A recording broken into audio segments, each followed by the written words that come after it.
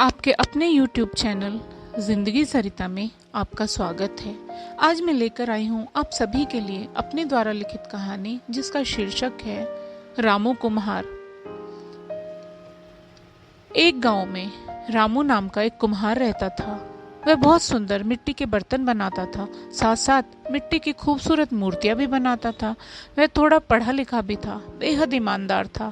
ज्यादा मुनाफा लेना उसको पसंद नहीं था। इस कारण ही पूरे गांव के लोग उसकी दुकान से मिट्टी के बर्तन लेकर जाते थे। उसके मिट्टी के बर्तन और मूर्ति सुंदर तो होती ही थी, दाम भी अधिक न होते थे उसके बर्तन और मूर्तियों के। रामू शिव भगवान का अनन्य भक्त था। वह बेहद विश्वास करता था भोले बाबा पर। कोई भी काम अटकता हुआ लगता हो तो यही कहता कि सब भोले बाबा सफल कराएंगे, वही तो करते हैं सब कार्य पूर्ण, हम तो बस निमित्त मात्र हैं। रामू के बीवी बच्चे भी बेहद समझदार, वह भी यही कहते, हमारे बाबा को उस भोले बाबा पर भरोसा है और हमें इन दोनों पर भरोसा है। कभी कोई पैसों से संबंधित काम होता या घर का सामान आना होता तो रामू की बीवी, जो थोड़ी बहुत पढ़ी लिखी थी, वह सामान या समस्या की पर्ची लिखकर रामू को दे देती तथा रामू उस पर्ची को अपनी दुकान में जाकर स्वयं के द्वारा बनाई हुई शंकर भगवान की मिट्टी की प्रतिमा के चरणों में रख देता।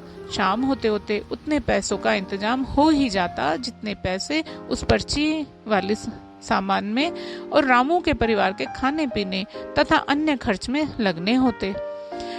उनका ऐसा कोई फिजूल खर्च था भी नहीं। बेहद समझदार थे चारों जन। रामू के घर के आसपास ही उसी की बिरादरी के अन्य कुम्हार भी रहते थे। उनकी बिक्री दिन भर में बहुत ही कम होती थी। एक तो उनके हाथ में सफाई नहीं थी, दूसरे वे बहुत मुनाफा लेने के चक्कर में रहते थे। सभी कुम्हार रामू से ईर्ष्या करने लगे तथा रामू को उल्टा सीधा कहते रहते, बोलते कि इस रामू ने रेट खराब कर रखे हैं, इतने कम दाम में बर्तन तथा मूर्ति बेचता है, इसके कारण ग्राहक हमारे पास तो आते ही नहीं है। पता नहीं इसके परिवार का खर्च कैसे चल जाता है इतने कम दाम लेने पर भी। किंतु रामू को तो अपने काम से काम था, वह किसी की भी बात पर ध्यान न देता था। रामू की दुकान पर मिट्टी के बर्तन लेने आने वालों की भीड़ सुबह से ही लग जाती थी।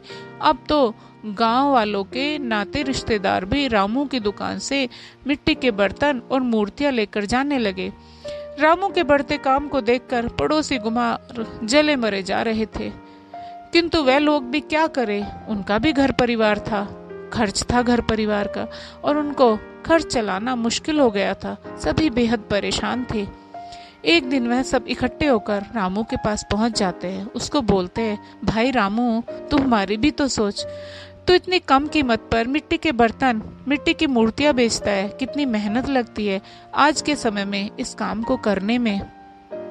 महंगाई का जमाना है, पता नहीं तेरे परिवार का खर्च कैसे चलता है इस महंगाई के जमाने में।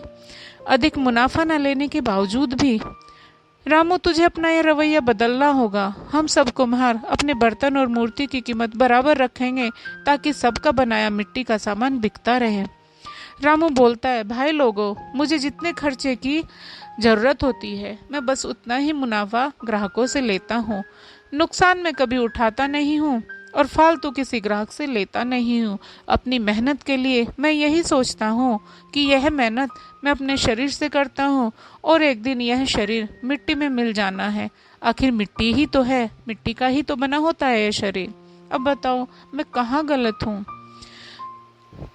मैं मुनाफे पर अधिक ध्यान नहीं देता हूँ, मैं बिक्री पर ध्यान देता हूँ। और सुबह को जब मेरा पहला बर्तन या मूर्ति बिकता है तो उस ईश्वर को धन्यवाद करता हूँ और उस पहली बिक्री का पैसा भोले बाबा के चरणों में रख देता हूँ। बस मेरा यही सिद्धांत है। वही तो सबका पालनहार है, सबका ख्याल रखने वाला है। मैं तो बस अपना कर्म कर रहा हूँ। एक अन्य कुम्हार रामू को बोलता है, रामू, तेरी बेटी शादी के लायक होती जा रही है, कल इसके शादी करनी होगी तो कैसे करेगा सब व्यवस्था? ज्यादा कमाएगा तभी तो बेटी के विवाह के लिए बचत कर पाएगा। रामू बोलता है, भाई लोगों, मैंने तो उस ईश्वर पर, उस नीली छतरी वाले पर छोड़ा हुआ है, भोले बाबा पर छोड़ा हुआ है, वह कर देगा सब इंतजाम समय आने पर। सब कुम्हार रामू को समझाने आते हैं, किंतु रामू उल्टा उन सबको समझाने लगता है कि तुम लोग भी उतना ही मुनाफा लो जितना जरूरी हो। अपने बच्चों को भी इस काम में पारंगत करो। मेरे बेटा बेटी दोनों निपुण हैं मिट्टी के बर्तन तथा मूर्ति बनाने की कला में, और पढ़ने भी जाते हैं दोनों। रामू के साथ सिर खपाकर पड़ोसी कुम्हार अपने अपने घर वापस चले जाते हैं। अब वह सब यही योजना बनाते हैं, इस रामू को तो सबक सिखाना ही होगा, वरना तो हम सबकी भूखे मरने की नौबत आ जाएगी। उधर रामू की बेटी विवाह योग्य हो गई है। रामू की बीवी सोचती है आज राधा के बाबा से बात करनी ही होगी राधा के विवाह के विषय में। किंतु उस दिन रामू को दुकान से घर आने में देरी हो जाती है, तो वह कोई बात नहीं हो पाती। रामू सुबह को जब दुकान के लिए निकलने को होता है तो रामू की बीवी उसको बोलती है, सुनो राधा के बाबा, तुमसे कुछ जरूरी बात करनी है, बहुत जरूरी काम के विषय में। रामू बोलता है, घर के सामान की पर्ची बनानी है तो मुझे बना कर दे दे, मैं दुकान पर जाकर देख लूंगा। रामू की बीवी पर्ची में लिखती है, राधा का ब्याह होना है, राधा ब्याह लायक हो गई है, राधा के ब्याह का इंतजाम करना है। रामू हमेशा की तरह दुकान पर जाते ही भोले बाबा को प्रणाम करते हुए पर्ची भोले बाबा के चरणों में रख देता है तथा अपने काम में लग जाता है। ग्राहक आने शुरू हो जाते हैं। तभी एक ग्राहक आता है, वह रामू के पास बैठ जाता है, बातें करने लगता है रामू से।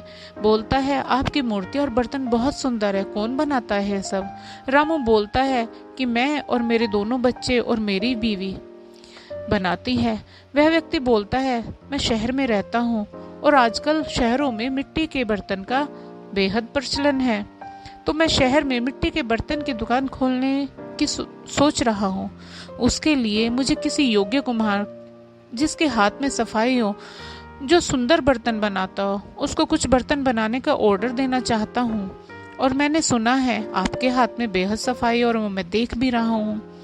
आप सुंदर मिट्टी के बर्तन और मूर्ति बनाते हैं तथा मुनाफा भी कम लेते हैं। मुझे नया काम शुरू करना है तो मैं अधिक मुनाफा खाने वालों से सामान खरीद नहीं सकता हूँ।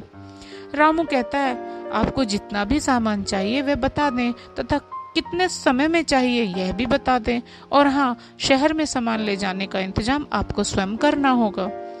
वह व्यक्ति रामू को सामान का ऑर्डर देकर कब तक तैयार करना है यह बताकर तथा एडवांस पैसा देकर चला जाता है वापस। रामू वह पैसा भी भोले बाबा के चरणों में रखकर अपने काम में लग जाता है। उस दिन वह प्रथम ग्राहक ऐसा आता है रामू की दुकान पर कि शाम तक ग्राहकों की लाइन लगी रहती है। रामू हर बार सोचता है कि यह ग्राहक चला जाए तो मैं राधा की माँ की दी हुई सामान की पर्ची देख लूं कि क्या जरूरी सामान लिखा है राधा की माँ ने, उसका इंतजाम भी कर लूंगा। किंतु शाम तक रामू को फुर्सत नहीं मिलती है। आज रामू की दुकान खाली हो गई है, लेकिन ग्राहकों की लाइन टूटने का नाम ही नहीं ले रही है। अंत में रामू ग्राहक से हाथ जोड़कर माफी मांगता है तथा बोलता है कि अब तो कोई भी बर्तन या मूर्ति नहीं बचा हुआ है। आपको तकलीफ ना हो तो आप कल आकर ले जाएं। अंतिम ग्राहक के खाली हाथ वापस जाने का रामू को बहुत दुख होता है, किंतु वह भी क्या करे जब कोई सामान बचा ही नहीं था।